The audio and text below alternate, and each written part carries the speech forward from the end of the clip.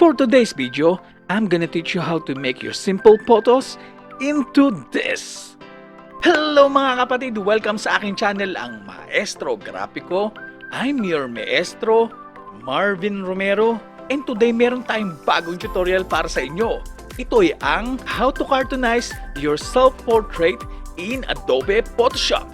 So today mag-e-explore tayo ng mga filters dito sa Adobe Photoshop. Kaya kung ako sa'yo, tapusin mo tong video na to para may matutunan ka sa tutorial natin for today. So, without any further ado, let's get started.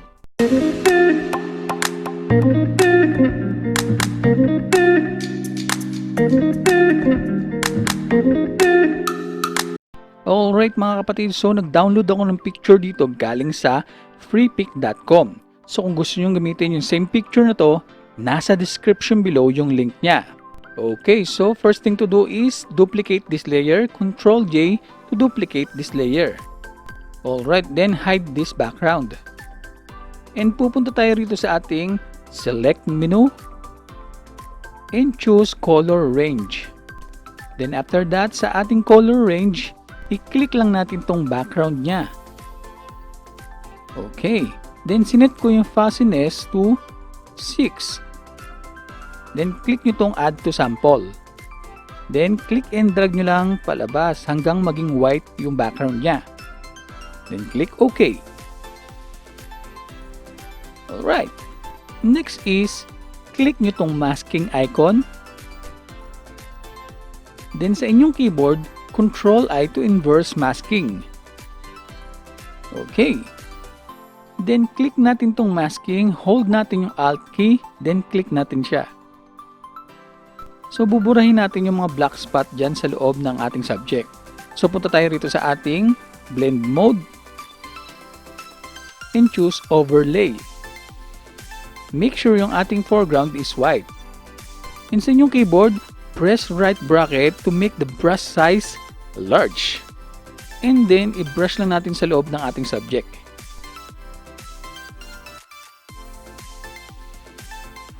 Okay, next is click natin tong picture thumbnail and punta tayo rito sa ating adjustment layer icon and gagawa tayo ng background niya. So, click itong gradient.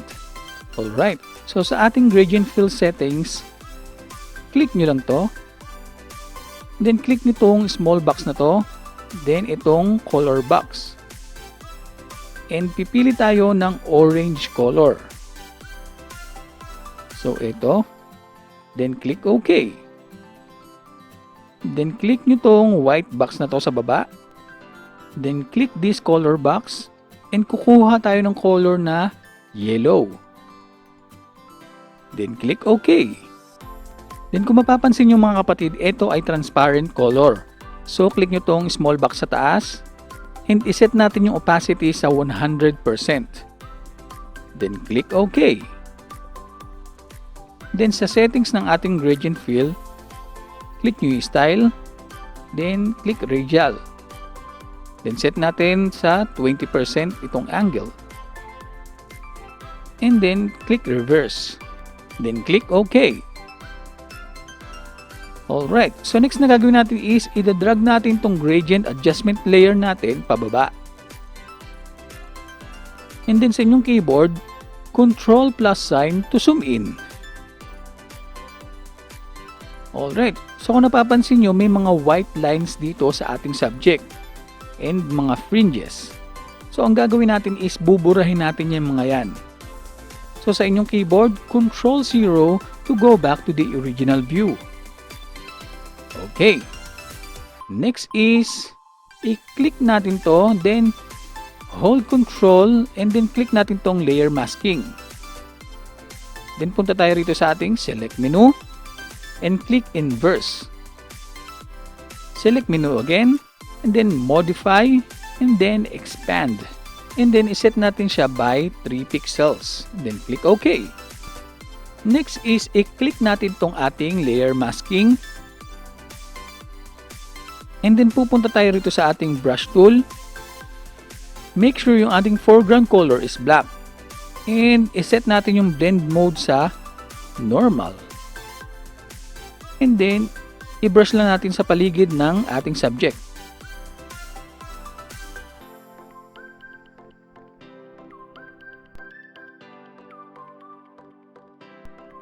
Okay. Then sa inyong keyboard, Control D to deselect. Then i-check na natin. So sa ating keyboard, Control plus sign to zoom in. So kung napapansin nyo na wala na yung mga white lines dito sa ating subject. Then Control 0. Then next is, gagawin natin siyang smart object. So punta tayo rito sa ating layer. Then right click. And then click Convert to Smart Object. So smart object na yung ating layer. Next is, sa inyong keyboard, press P to activate pen tool. And then, Control plus sign to zoom in. And then, ikakat natin yung ulo ng ating subject. So, simulan natin dito sa kanyang baba. Alright. Then, Control minus sign to zoom out. Then, gawa tayo ng shape paikot sa kanyang ulo. Okay. Then, i-connect natin sa first na ginawa natin para ma-close natin yung ating shape. The next is, right-click natin and then click Make Selection. Okay. Then, click this Anti-Alias. Then, click OK. So, kung napapansin nyo, nasa labas yung selection natin. So, punta tayo rito sa ating Select and then click Inverse. And then, gagawa tayo ng copy ng ulo ng ating subject. So, sa inyong keyboard, Control J to make a new copy. Okay, so may copy na tayo ng ulo ng ating subject. So, next is, i-rename natin tong ating layer. So, double-click and then i-rename natin siya as Face. And itong sa baba is, i-rename natin as Body. And click Enter. Alright. Then, click natin tong first layer. Then right click and then click Convert to Smart Object. Alright. Then click natin tong second layer. And sa inyong keyboard, Control T to activate Free Transform. And then i-resize lang natin siya. So ang gagawin natin is paliliitin natin yung body ng ating subject. So drag nyo lang pababa. And i-align lang natin siya sa gitna. Alright. Lakihan pa natin ng konti. Okay, so click Enter. Next is, click natin tong first layer. And then sa inyong keyboard, Control T to activate Free Transform. Then lalakihan naman natin yung face niya. Okay, then i-align lang natin mabuti. Alright. So, click Enter. Alright. So, next is, punta tayo rito sa ating layers. Click natin itong first layer. And then, hold Control. Then, click itong second layer. Then, right-click natin. Then, click Convert to Smart Object. Okay. So, isang layer na lang siya. Next na gagawin natin is pupunta tayo rito sa ating filter and then select Liquify. Alright. So sa ating Liquify setting, kung napapansin nyo, may mga settings dito sa parteng kanan natin. So ang gagawin nyo lang is hanapin nyo itong Face Aware Liquify. And kung mapapansin nyo, nandito yung iba't ibang adjustment ng mukha like eyes, nose, mouth, and head. Alright, so simulan natin sa ating eyes. So, click nyo tong mga chain na to.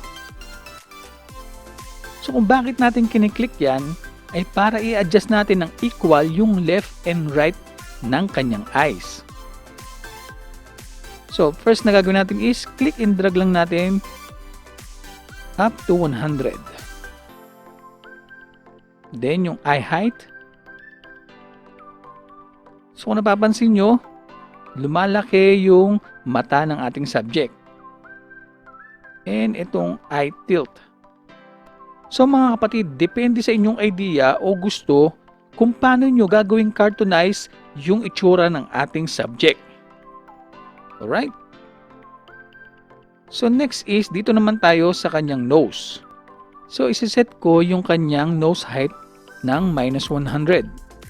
Then yung kanyang nose width ay 100%. Okay, baba lang natin ng konti. And punta tayo rito sa mouth. So, gagawin natin is, yung smile niya is 100%. Yung upper lip niya is 100%. Then yung lower lip, minus 100. Yung mouth width niya is 100. And yung mouth height niya is 100. Okay. Then, baba lang natin siya ng konti. And then, punta tayo rito sa ating face shape. So, yung face head niya is set ko ng 65.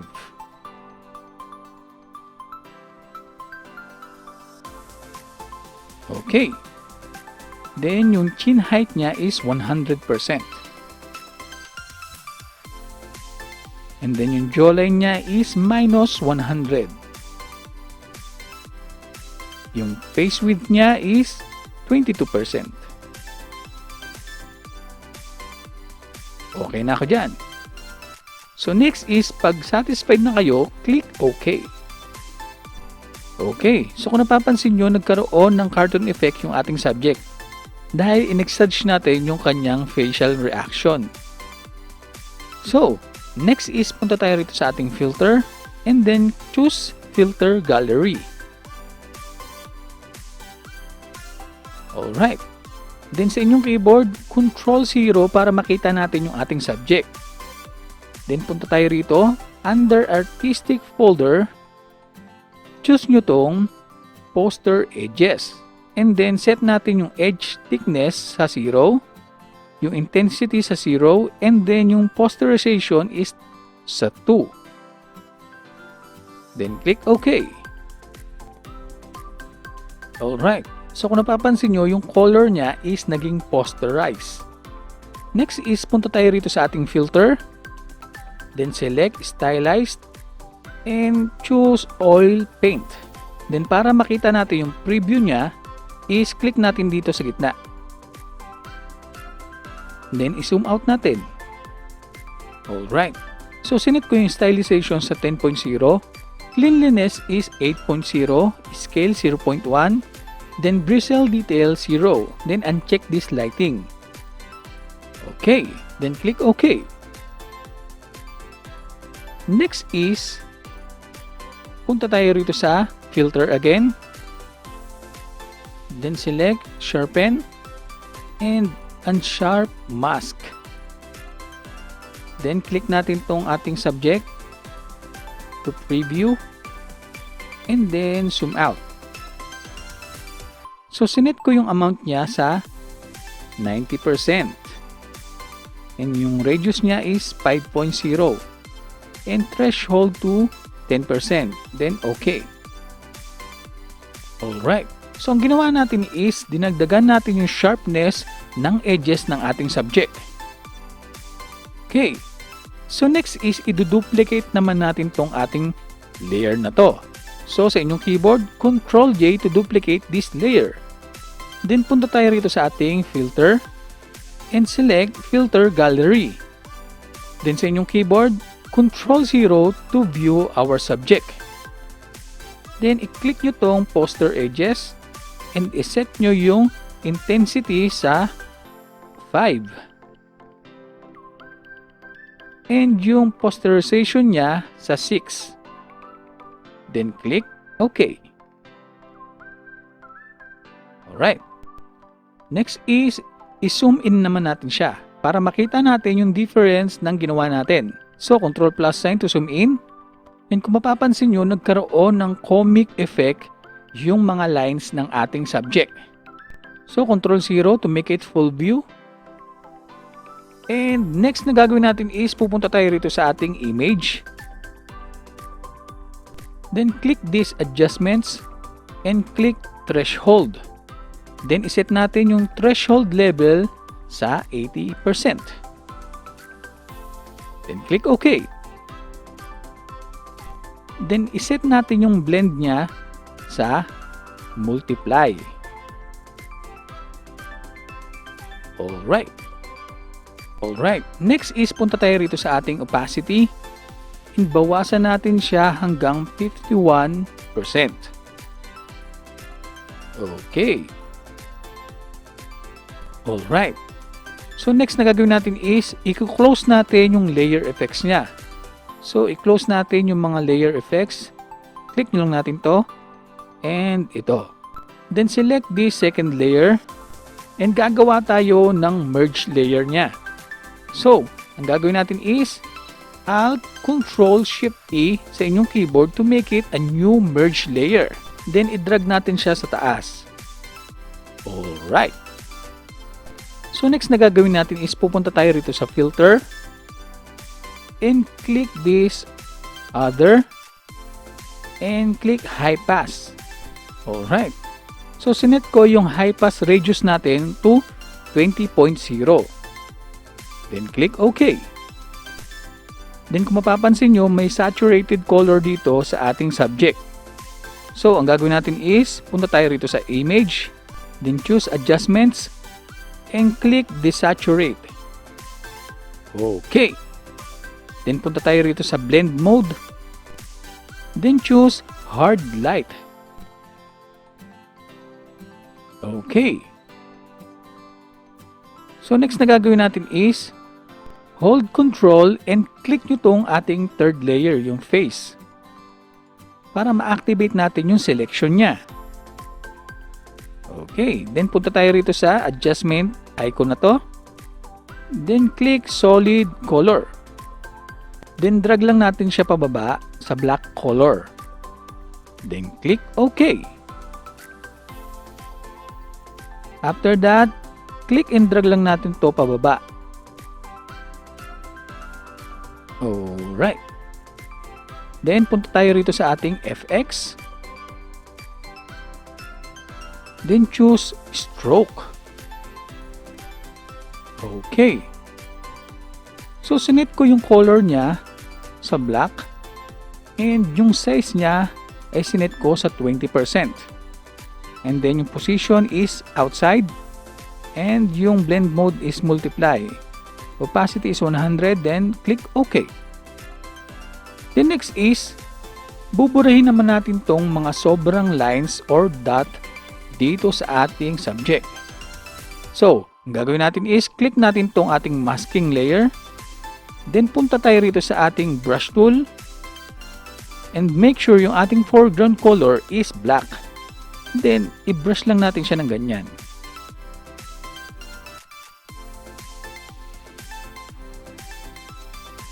Okay.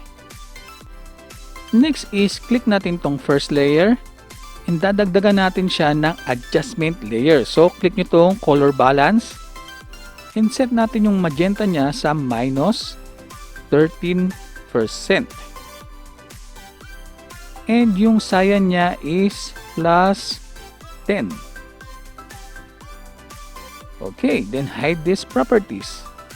Okay, next is click natin tong vibrance and iset natin tong saturation sa plus 8.